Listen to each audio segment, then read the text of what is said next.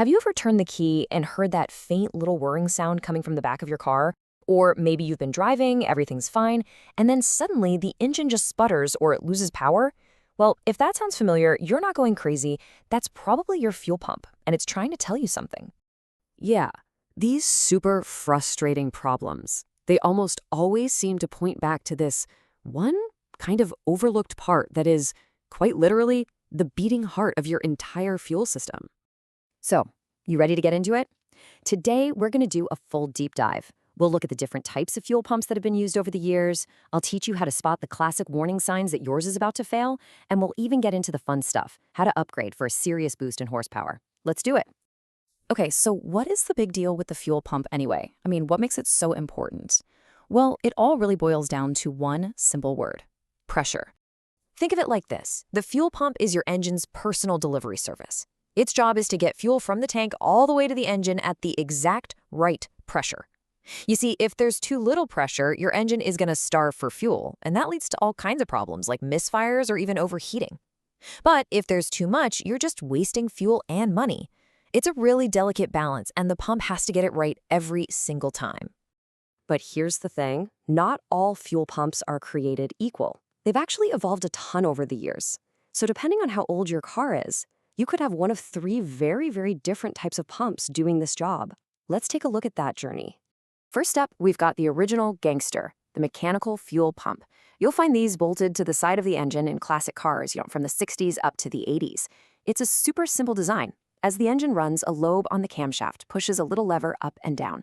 That lever pulls on a diaphragm, creating suction that pulls fuel in, and then a spring pushes it back, forcing the fuel out to the carburetor. It's old school reliable for sure, but its biggest weakness, it just doesn't create a lot of pressure. So as cars got more advanced with fuel injection, they needed way more pressure. And that's where the electric pump came in. Now, here's where things get really clever, and maybe a little counterintuitive. They decided to put this electric motor inside the gas tank. I know, it sounds totally crazy, right? An electric device swimming in gasoline? But it was for two brilliant reasons. First, safety. It turns out liquid gasoline isn't actually that flammable on its own. It's the fumes you have to worry about. So by submerging the pump, you prevent any sparks from its motor from ever reaching those fumes. And second, cooling. That same gasoline that's flowing through the pump constantly cools the electric motor, keeping it from burning itself out. Pretty smart. So this table kind of lays it all out for us, side by side. You can see the evolution clearly. We go from that old mechanical pump on the engine block to the modern electric pump inside the tank. But look at that third column, the HPFP, or high-pressure fuel pump. It actually goes back to being on the engine and driven by the camshaft, just like the old ones. But the real story here, the absolute showstopper, is that last row. Just look at the pressure numbers. Whoa, I mean, this chart just says it all. Your classic mechanical pump, it maxed out at about 10 psi. The standard electric pump took us up to a respectable 85 psi, which was great for a long time, but today's modern direct injection engines, where fuel is sprayed right into the cylinder, they needed a massive quantum leap. That's where the high-pressure fuel pump comes in, boosting pressures to an absolutely insane 30,000 psi, or even more. That's the kind of power you need to properly atomize fuel in that super hot, high-compression environment for maximum power and efficiency. All right, enough of the tech specs and the history lesson. Let's talk about what really matters to you. What happens when your fuel pump starts to die?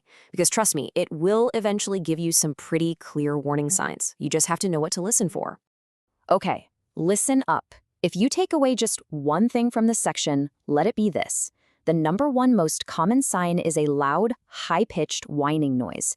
It'll sound like it's coming from the back of your car, right around the fuel tank.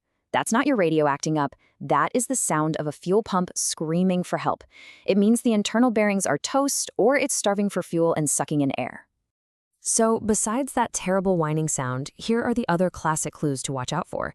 You might get sputtering or a loss of power when you're on the highway, because the pump just can't keep up with the demand.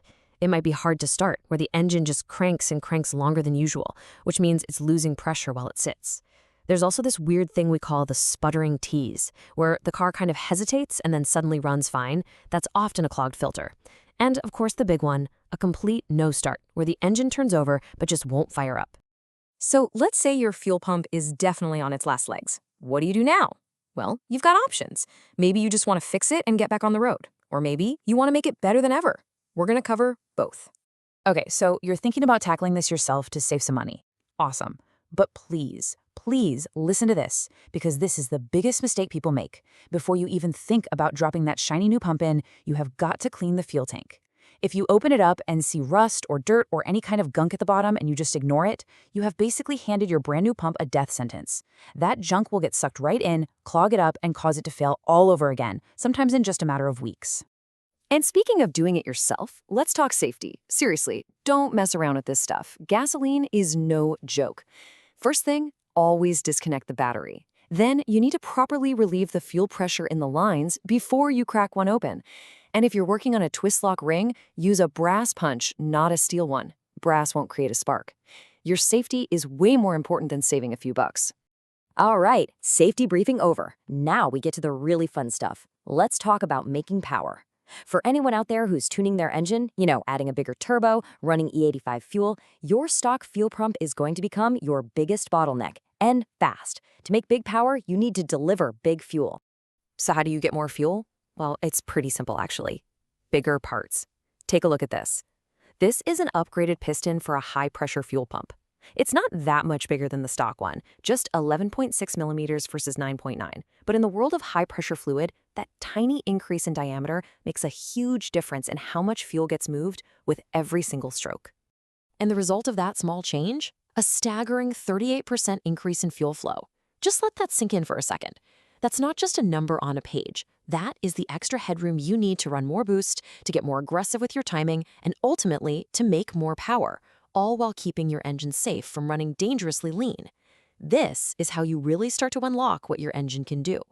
So, at the end of the day, it all comes down to this. Whether you're just trying to keep your daily driver reliable or you're building an absolute weekend monster, that little fuel pump is the heart of it all. So you have to ask yourself, is your fuel system truly up to the task, or is it a ticking time bomb waiting to leave you stranded?